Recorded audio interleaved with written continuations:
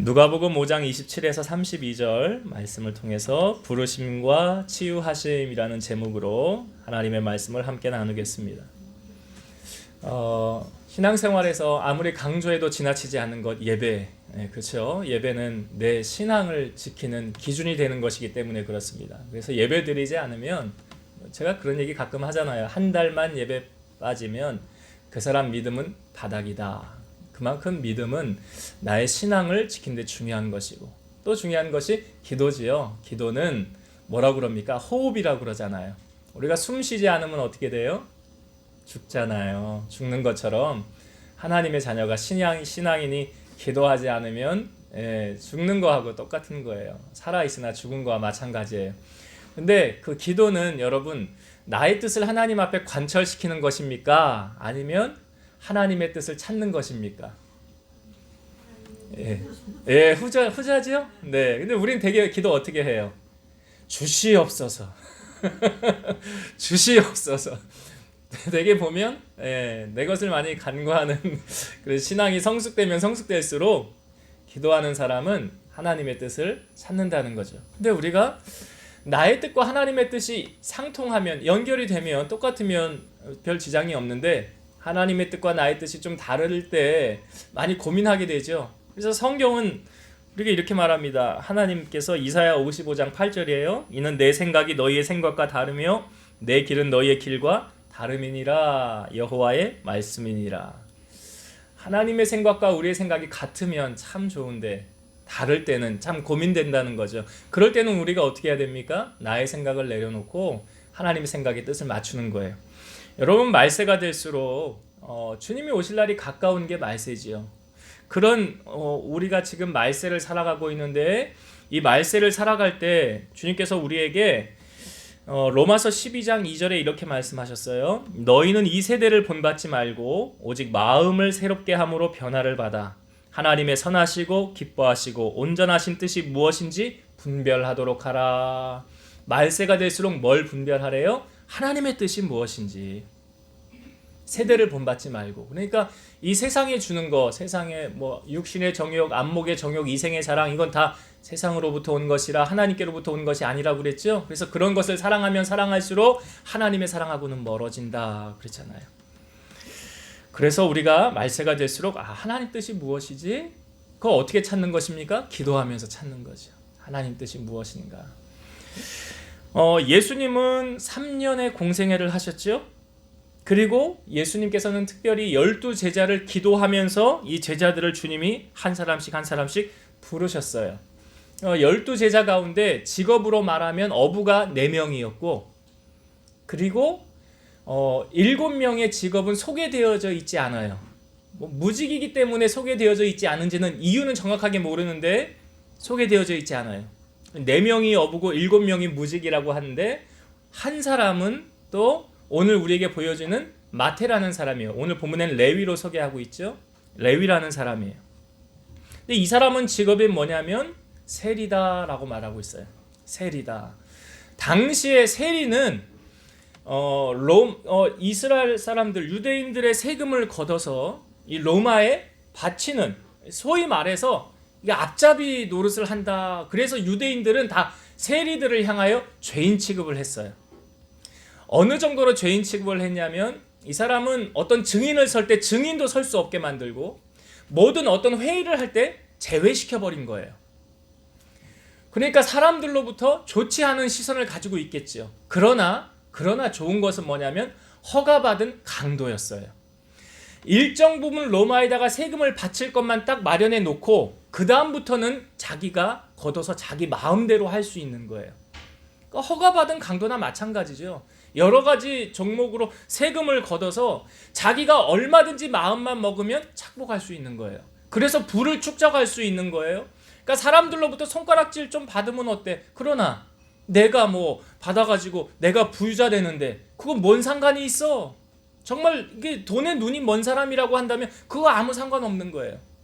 그러니까 허가받은 그런 강도, 그런 인식을 유대인들은 이 세리를 향하여 가지고 있었다는 거죠. 그런데 중요한 것은, 자, 예수님께서 지금 누구를 부르십니까? 이 세관에 앉은 이 세리 마태를 부르시는 거예요. 예수님의 3년의 공생애를 생각해 볼 때 예수님의 정치 세력에, 그러니까 예수님이 뭐 어떤 나라를 세워나가고 뭐 일을 함에 있어서 세리를 제자로 받아들인다는 것은 예수님에게 손해가 올까요? 오지 않을까요? 손해가 올 수 있잖아요. 아니 예수님은 뭐 생각을 하고 사람을 부르셔야지.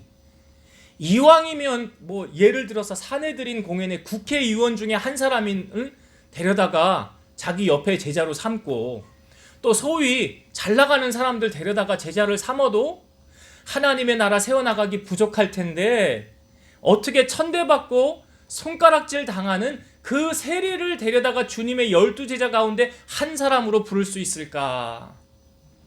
예수님이 좀 생각이 없으신 거 아닌가? 근데 여러분, 예수님께서 이 세리를 부를 때 이 세리는 어떤 아무런 자격이 없는 그런 상황 있잖아요. 그러니까 사람들로부터 오히려 주님께 택함 받을 자격이 없음에도 불구하고 주님이 세리를 부르셨다는 사실은 주님이 사람을 차별하지 않으신다는 걸 우리에게 알려주고 있거든요. 그러니까 여러분, 우리가 주님 앞에 나왔을 때도 주님께서 우리가 주님 앞에 어떤 택함 받을, 그러니까 내가 하나님의 자녀가 될 어떤 요소가 있습니까? 자격이 있냐 말이죠. 우리가 주님 앞에 구원받을 만한 자격이 있는 사람들인가? 히브리서 10장 19절 보면, 그러므로 형제들아 우리가 예수의 피를 힘입어 성소에 들어갈 담력을 얻었나니. 그러니까 예수님의 피로 말미암아 성소에 들어갈 담력, 쉽게 말해 무엇입니까? 예수님의 보혈의 공로로 우리가 주님 제단 앞에 나아간 거죠. 주님이 십자가 지실 때 성소가 갈라졌다고 그랬잖아요. 성소의 휘장이 갈라졌다고 하지 않습니까? 그 휘장을 주님이 열어놓으시고 우리가 하나님과 1대1로 통할 수 있는 대제사장, 우리가 만인 제사장이 될 수 있는 그 길을 누가 열어놓으셨어요? 주님이 열어놓으셨어요. 그러니까 주님은 지금 마태를 부르시면서 주님의 마음은 이런 마음이에요. 나는 죄인을 불러서 회개시키러 왔지 의인을 부르러 온 것이 아니니라. 오늘 예수님께서 마태의 집에 가서 잔치를 할 때 사람들이 손가락질하면서 뭐라고 그래요? 야, 너희 선생은 어찌 죄인들과 함께 식사하느냐? 라고 말할 때 주님이 하셨던 말씀이에요. 나는 죄인을 불러 회개시키러 왔지 죄인을 부르러 온 것이지 의인을 부르러 온 것이 아니니라. 그러니까 주님은 천하보다 지금 한 영혼을 귀하게 여기시는 주님의 마음을 우리에게 보여주고 있습니다. 그래서 주님은 건강한 자에게는 의사가 쓸데없고 병든 자에게라야 의사가 쓸데있느니라. 수고하고 무거운 짐진 자들아 다 내게로 오라. 내가 너희를 쉬게 하리라. 너희 목마른 자들도 와라. 값없이 와서 포도주와 젖을 사라. 여러분, 교회에 오는데 사람이 막을 수 있습니까? 못 막잖아요. 은혜 받으러 온다는데 누가 막을 수가 있겠습니까? 예수님은요, 사람의 눈치를 보며 사시는 분이 아니에요. 우리는 간혹 사람 눈치 보잖아요. 근데 예수님께서 지금 이 세리 마태를 부르셨을 때 만약에 이 사람 눈치 보여? 저 사람 눈치 보여? 그러면 예수님이 이 세리를 부를 수가 없죠. 주님은 사람의 눈치를 보는 거 아니에요. 우리가 이 땅에 살아가면서도 여러분, 사람의 눈치를 볼 것이 아니라 우리의 삶의 기준이 되는 건 무엇입니까? 하나님의 말씀이 기준이 되어야 된다는 거예요. 그래서 이 말씀이 나를 위경에서 건지셨다. 주의 말씀은 내 발의 길이요 내 등의 빛입니다. 그래서 말씀을 기준으로 우리가 살아가야 된다는 거죠. 자, 예수님께서 이 마태를 부르셨어요. 나를 따르라. 주님의 주권적인 선택으로. 구원도 그렇지 않습니까? 주님이 구원해주고 싶은 사람은 구원해주는 거예요. 주님의 권한이에요. 그래서 주님의 권한으로 이 세리 마태를 부르시며 나를 따르라 그랬어요. 자, 이 마태가 어떻게 반응했습니까? 28절의 말씀을 보겠습니다. 28절. 그가 모든 것을 버리고 일어나 따르니라. 그가 마태예요. 모든 것을 버리고 일어나 따르니라. 여기 모든 것이라는 표현이 있죠. 여러분, 마태가요 이제 이 자리를 떠나잖아요. 그러면 다시는 그 세리 못합니다. 그 돈 들어오는 그 자리, 허가받은 강도의 자리, 다시는 그 자리에 앉을 수 없는 거예요. 그거 포기해야 되는 거예요. 그것만 포기합니까, 마태가? 여기 성경은 말하고 있죠. 그가 모든 것을 버리고 일어나 따르니라. 이 모든 것을 다 버렸다는 거예요. 다시는 이제 주님을 따라가면 다시는 이 자리로 돌아올 수 없고 내가 가지고 있던 모든 것을 다 포기해야 되는 거예요. 누구를 위해서? 주님을 위해서. 마태복음 10장 29절 30절 예수께서 이르시되 내가 진실로 너희에게 이르노니 나와 복음을 위하여 집이나 형제나 자매나 어머니나 아버지나 자식이나 전토를 벌인 자는 현세에 있어 집과 형제와 자매와 어머니와 자식과 전토를 100배나 받되 박해를 겸하여 받고 내세의 영생을 받지 못할 자가 없느니라. 100배의 축복을 약속하고 있고 또 영생은 뭐예요? 구원을 약속해주고 있더라. 어떤 사람이요? 주님을 위해서 모든 거 버린 사람. 바로 오늘 마태와 같이 모든 거 버린 사람. 여러분, 예수님의 제자들 가운데 이런 현상이 많이 나타났죠. 예수님께서 베드로가 직업이 어부였잖아요. 고기를 잡는데 한 마리도 못 잡았죠. 정리하고 있었어요. 아유, 오늘은 재수가 없는 날인가 보다. 주님이 가셨어요. 가셔서 베드로에게 배를 타시고 육지에서 조금 뛰기를 명하시고 그들에게 말씀을 가르치셔요. 이게 뭡니까? 배 위에서 예배 드렸다는 거 아니에요? 예배를 드린 후에 주님 말씀하시죠. 깊은 데에 그물을 내려보아라. 베드로의 말이 이래요. 내가 오늘요 하루 종일 수고했습니다. 근데 한 마리도 못 잡았어요. 그런데 말씀에 의지해서 그물을 내려보겠습니다. 뭐에 의지해서요? 말씀에 의지해서. 말씀대로 순종했다는 거잖아요, 베드로가. 그래서 순종해서 깊은 데 그물을 내렸더니 어떻게 됐어요? 많이. 어떻게 옆에 있는 요한의, 야고보와 요한의 배 2배에 가득 채우게 되었더라. 그러니까 베드로의 어부 역사상 그런 일 없었어요. 그런 기적을 맛보았어요. 베드로가 주님 앞에 엎드리면서 이러는 거예요. 주님, 저는 죄인입니다. 저를 떠나세요. 근데 주님이 이렇게 말씀하시죠. 두려워하지 말라. 이제 네가 이후로는 사람을 낚는 어부가 되게 하리라. 그리고 나를 따르라. 그래요. 나를 따르라. 그때 자, 베드로가 어떻게 했는가? 성경을 봅시다. 오늘 누가복음 6장 11절 말씀.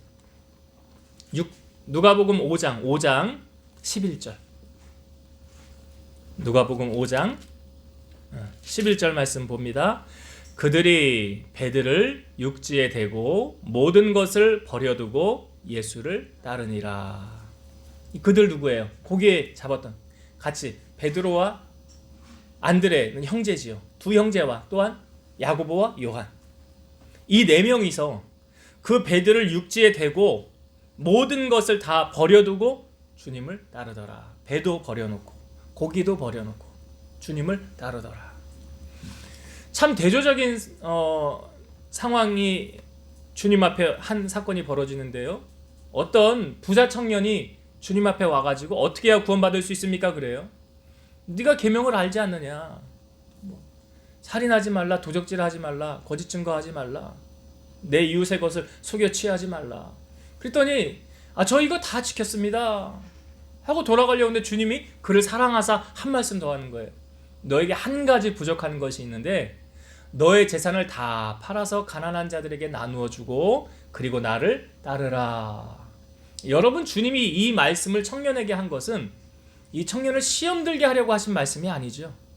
본심은 무엇입니까? 주님께서 그 청년을 사랑하사. 그런데 이 청년은 주님의 말씀을 받고 어떻게 했어요? 근심하며 돌아갔더라. 그러면 그 말씀대로 했다는 거예요? 안 했다는 거예요? 왜 안 했을까요? 왜 안 했을까요?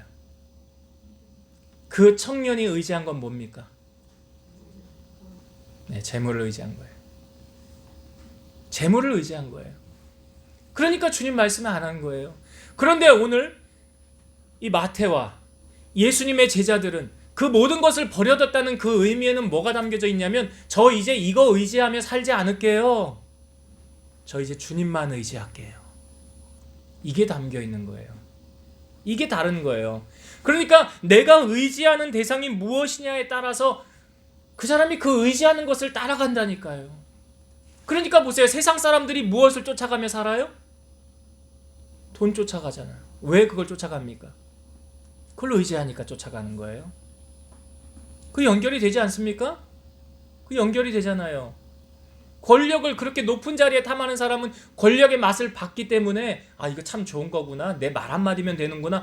그래서 자꾸 높은 자리에 올라가려고 하는 거 아닙니까? 그거 내려놓으려고 하면 안 내려놓죠. 그런 거예요, 여러분. 우리가 주님의 제자로서 주님을 따라가기를 원한다면 정말 내 삶의 주인은 주님이십니다 라고 한다면 오늘 마태와 예수님의 제자들과 같이 저 이제 이런 거 버려둡니다. 이런 거 의지하지 않습니다. 오직 주님만 의지합니다. 그러한 삶이 되어지는 거예요. 아브라함의, 우리가 믿음의 조상이라고 그러는데 아브라함이 이삭을 바쳤다는 것은 그 이삭은 아브라함에게 있어서 무엇입니까? 전 재산이잖아요. 전부거든요. 전부를 드린 거하고 똑같은 거 아닙니까? 전부예요. 그렇게 우리가 주님을 따라간다면 주님이 책임져 주시지 않을까. 말씀하고 계시잖아요. 100배를 받고 내세 영생을 받지 못할 자가 없으리라.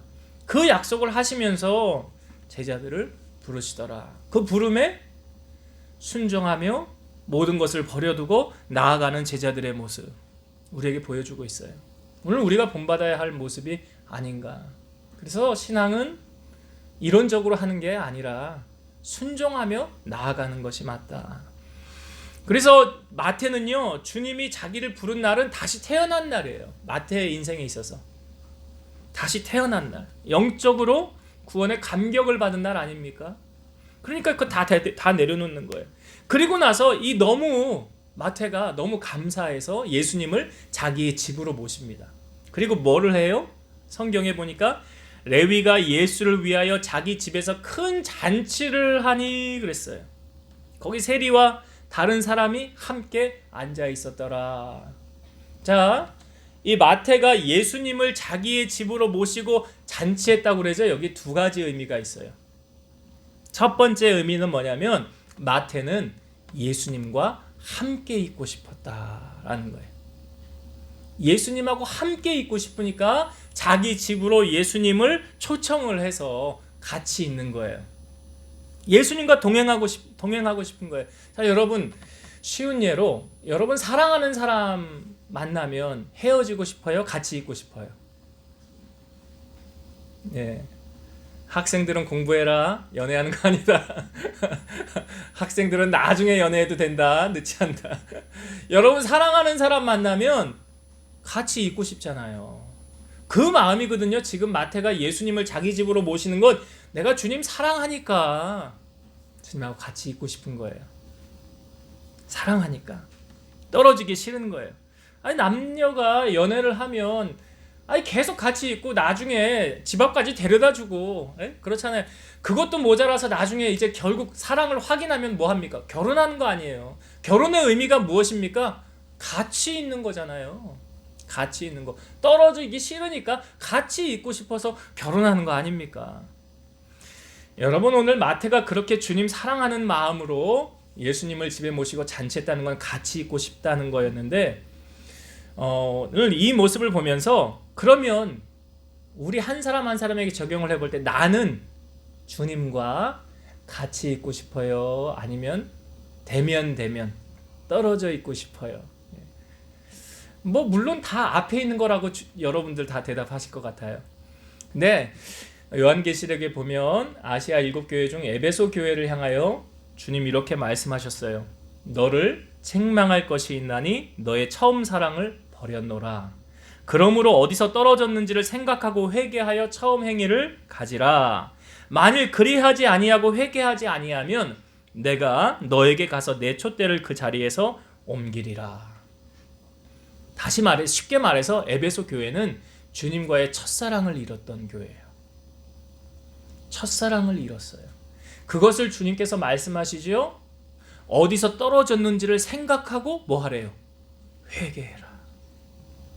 여러분, 주님을 이렇게 뜨겁게 사랑하는 마태와 같은 그런 마음이 내 안에 지금 없어졌다? 사라졌다? 그러면 이거 왜 이러지? 이게 영적으로 내가 지금 병이 든 거라고요. 영적으로 병이 든 거예요. 그러면 그것을 생각해보고 회개하고 돌이키라는 건 다시금 주님과 나와의 뜨거웠던 첫사랑을 뭐하라? 회복하라 하는 거잖아요. 회복하라. 그러니까 우리가 그 연애하는 사람들, 연인들 되면 오래된 연인들에게 나타나는 특징이 뭐냐면 대면대면해져요. 연애 기간이 오래되면 대면대면. 그러다가 보면 어떻게 되는 거예요, 이제? 왜 갈라서는 거예요, 이제. 그 사랑이 지속되어지지 않으면. 여러분, 우리와 주님과의 관계가 혹시 오래된 연인 같지는 않은지, 주님과 나와의 관계가 대면대면 하지는 않은지 회복해야 된다는 거죠. 여러분, 주님을 사랑하는 마음이 내 안에 있다고 한다면 주님 자꾸 보고 싶을 거 아닙니까? 그게 자연히 연결될 거 아니에요. 무엇으로 연결돼요? 그것이 예배로 연결이 되는 거예요. 자꾸 주님을 가까이 하고 싶어요. 주님과 떨어지기 싫어요. 주님을 사랑하는 마음이 그 마음을 내가 주님 앞에 좀 표현해 드리고 싶어요. 이게 무엇으로 연결된다고요? 이게 예배로 연결되는 거예요. 예배로. 그래서 하나님은 예배자를 찾으시느니라 그러는 거예요. 오늘 이 마태를 보면서 여러분 생각하세요. 주님과 나와의 이 관계가 어떠했는가 점검해 보세요. 나 주님하고 늘 같이 함께 하고 싶어. 떨어지기 싫어.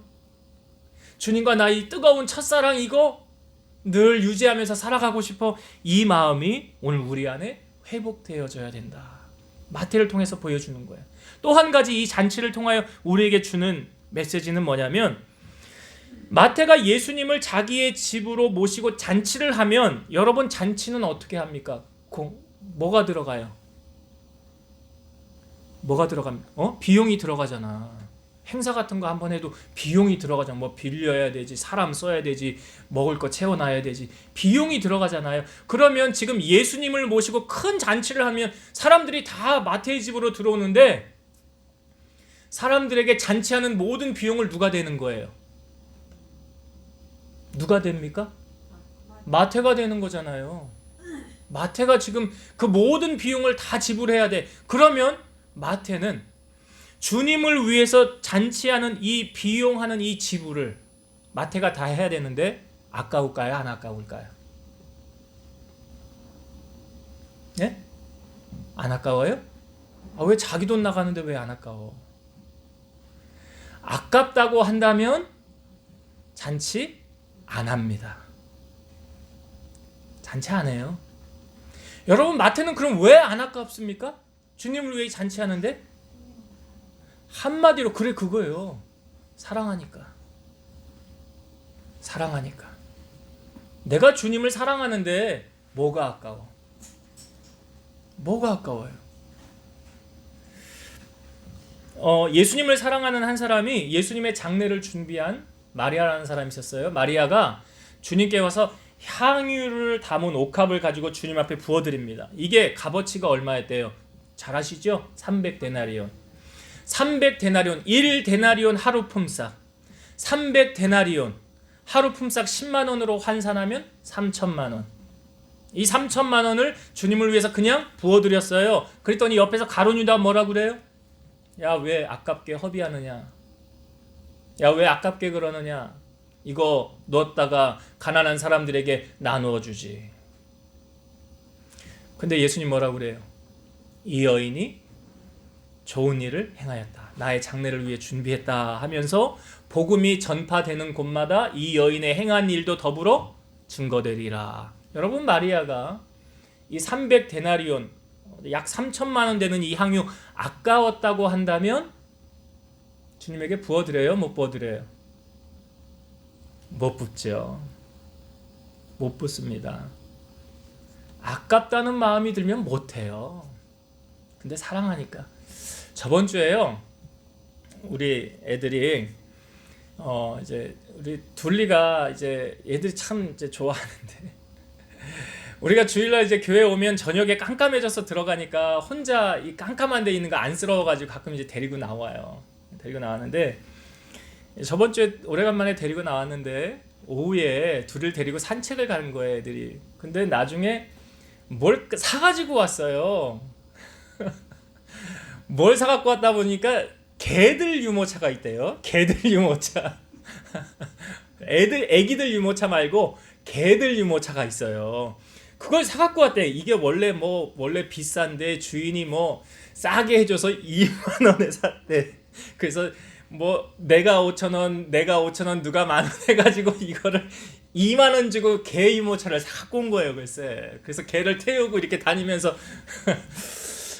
근데 내가 가만히 생각을 해보니까 얘들이 왜 둘리 유모차 아직도 다리 멀쩡한데 잘 걸어 다니는데 이거 왜 사갖고 왔나. 애들에게 있어서 이거 2만 원 작은 돈 아니에요. 예. 근데 그걸 샀어요. 왜 샀을까요? 예, 그거예요. 사랑하는 마음이 있으니까.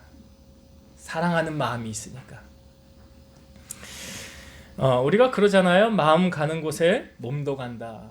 코로나로 인해서 아마 경제적인 타격이 어느 가정이나 다 있을 것 같은데 여러분 보세요. 경제적으로 딱 내가 어려움이 닥치면 뭘 줄여야 돼요?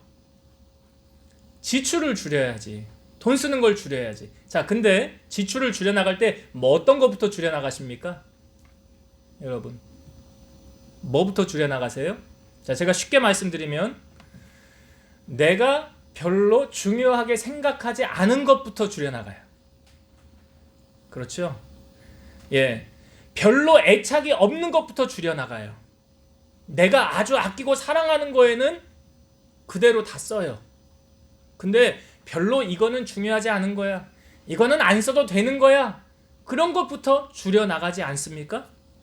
그렇죠? 예. 여러분들이 뭘부터 줄여나가는지는 내 가계부를 보거나 삶을 보면 내가 별로 중요하게 생각하지 않은 것부터 줄여나가요. 코로나 때문에 우리 권사님도 기도하시지만 중소상인들, 자영업하는 사람들 많이 어려워졌어요. 가게 문, 이태원에 연예인들이 하는 가게도 문 많이 닫고요. 정말 그냥 상가 들어와서 그냥 장사해달라는 임대인들도 있더라고요. 예. 비워놓는 것보다는 새 안 내도 괜찮으니까 그냥 와서. 그래도 안 되니까 안 하는 거 아니에요. 그만큼 어려워졌다는 거죠. 교회도 예외는 아니라고 생각하는데 저는 이걸 두 가지로 한번 생각해 보고 싶어요. 교회도요, 조금 규모가 있는 어느 정도의 수준을 갖춘 교회들은 별로 그렇게 어렵지 않아요. 왜 그런 줄 아세요? 이게 꼭 맞는지는 정확하게는 내가 그 재정을 모르기 때문에. 왜 그러냐면 교회가 좀 어려움이 닥쳐도 그 교회에 내가 여기에 이제 뿌리를 내리리라, 내 뼈를 여기에 묻으리라, 이렇게 결단하는 사람들은 그 교회에 향한 애착이 있어요, 없어요? 애착이 있죠. 그러면 거기에 헌금을 어려움이 오든 말든 할까요, 안 할까요? 합니다. 해요. 그러니까 그 교회들은 별로 어려움이 없어요. 제가 아는 어떤 분도 큰 교회를 다니는데 재정을 받는데 그 전년도나 이제 작년이나 재작년이나 교회 수입이 별로 변동이 없대. 코로나 왔는데 변동이 없대. 그 무슨 의미입니까? 그 사람들 다 해요. 그냥 다 해요. 근데 문제는 어디에 문제가 있느냐? 작은 교회들, 농어촌 교회, 개척 교회들, 여기는 문제가 좀 있어. 여기에 내가 뼈를 묻어야 되겠다, 이 교회를 내가 살려야 되겠다, 이러는 사람들은 헌금 시키지 않아도 다 해. 어려움이 와도 내가 하던 건 다 해. 애착이 있으니까. 근데 어려워졌어, 줄여나가야 되겠어, 그러면서 믿음이 없는 사람들은 뭐부터 줄여요? 그래요. 그렇게 되는 거예요. 그러니까 오늘 마태를 통하여 무엇 보여주고 있습니까? 주님 사랑하니까 주님을 위해 쓰는 게 아까워요, 안 아까워요? 안 아깝지. 이게 뭐가 아까워? 내 생명 주님 손 안에 있는데, 나 죽으면 천국 가는데 이까짓 게 뭐가 아까워? 하나도 안 아까워요. 그러니까 모든 것 버려두고 주님 따라가는 거 아니에요. 이게 연결되지 않습니까? 이게 마태, 주님의 제자로서의 모습을 우리에게 이렇게 보여주고 있다. 이 모습을 주님이, 그러니까 마태를 보면서 주님이 주인공이고 그 잔치하는 그 자리에 주님이 얼마나 흐뭇해 하셨을까. 그래서 우리가 신앙생활을 하면서 여러분, 주님을 섭섭하게 해드리지 마시고 주님을 좀 기쁘시게 해드렸으면 좋겠어요. 그러니까 성경에도 있잖아요. 여호와를 기쁘시게 할 것이 무엇인가 시험하여 보라. 하나님 기쁘시게 해드리면 그럼 하나님이 가만히 있겠냐고요.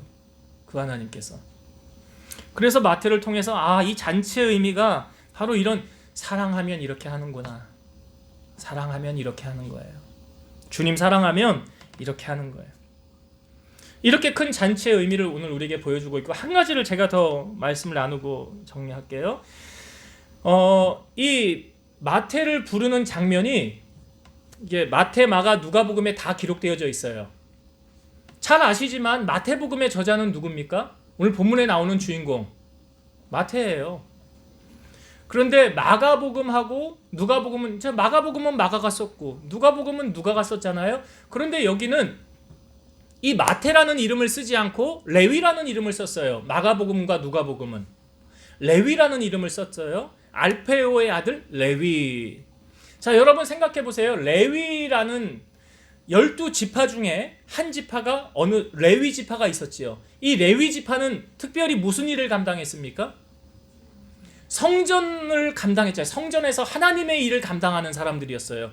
그러니까 알페오의 아들 레위, 그 알페오가 이 아들의 이름을 레위라고 졌다는 것은 이 레위가 하나님을 위해서 헌신하고 영광 돌리는 자로 살았으면 좋겠다라는 의미로 레위라고 짓지 않았을까? 추측이에요, 그냥.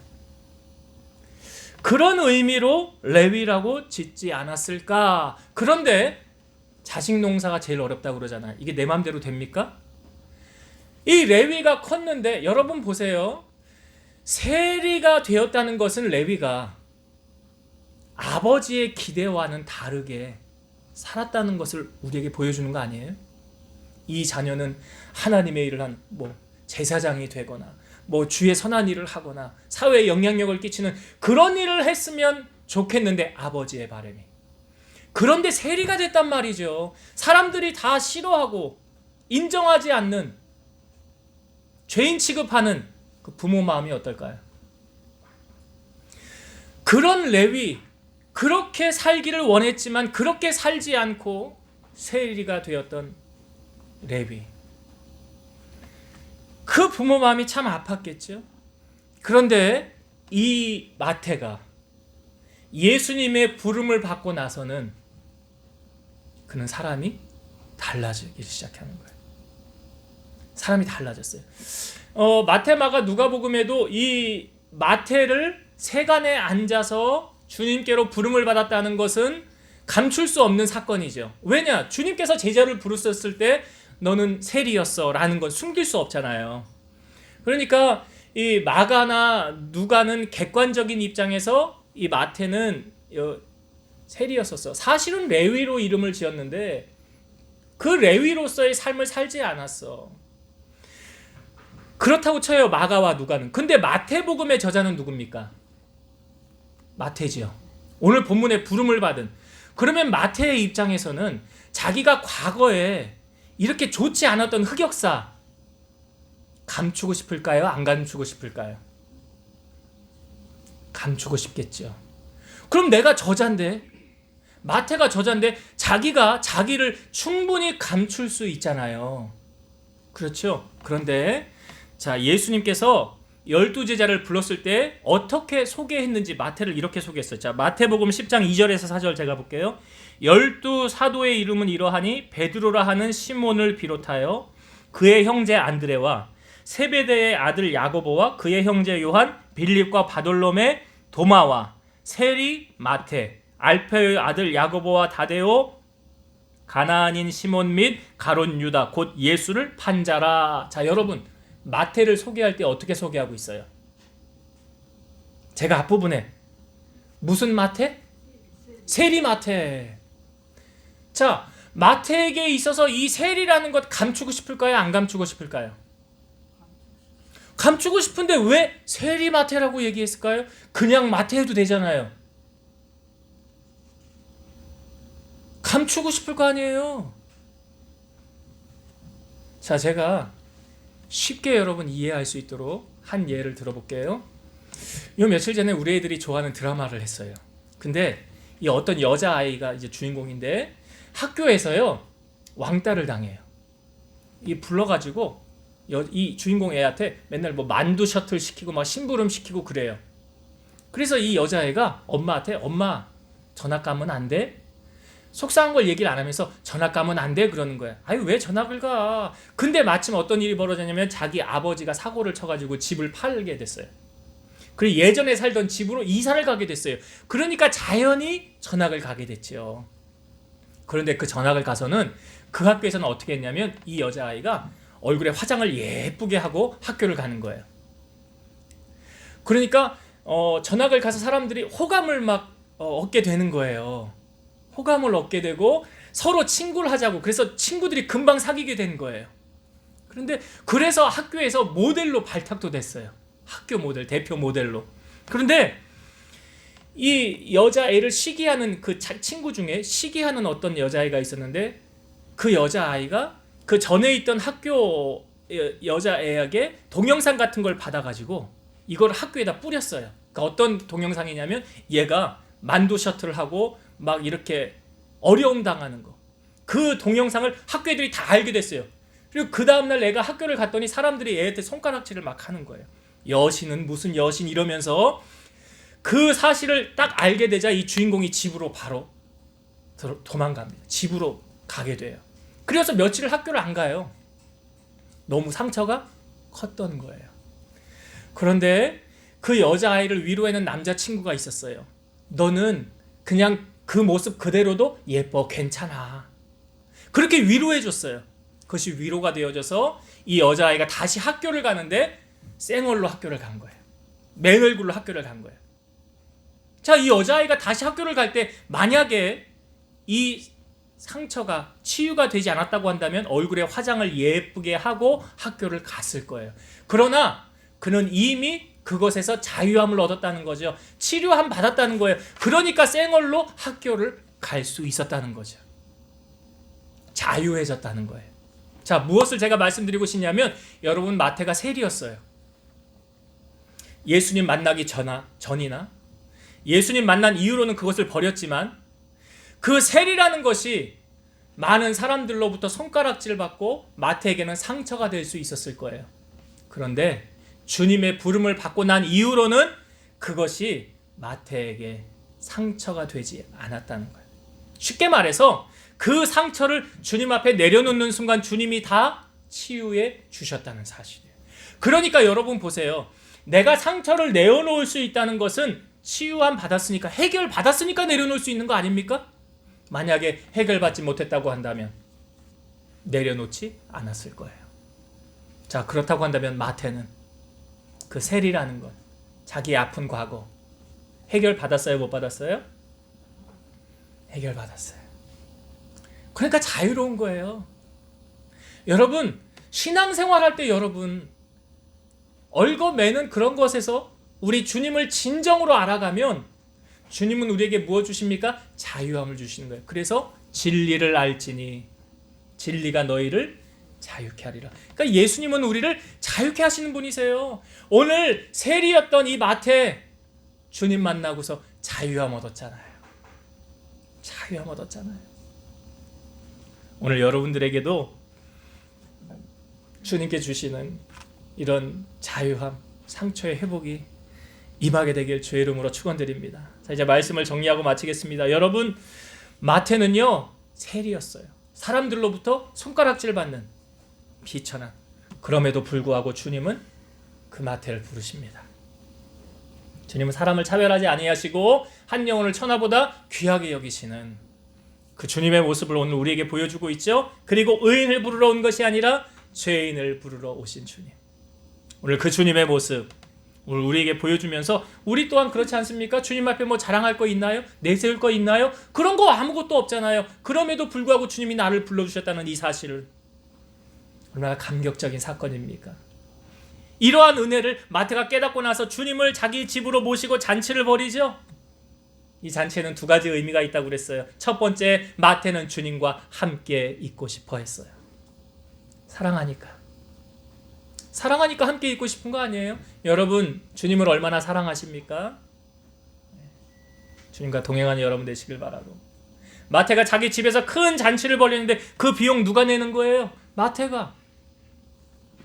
주님을 향하여 쓰는 이 비용이 아까워요? 안 아까워요? 안 아까워요. 마태는 하나도 안 아까워요. 왜요? 사랑하니까. 주님을 사랑하면 이렇게 되는 거예요. 그리고 마지막, 마태는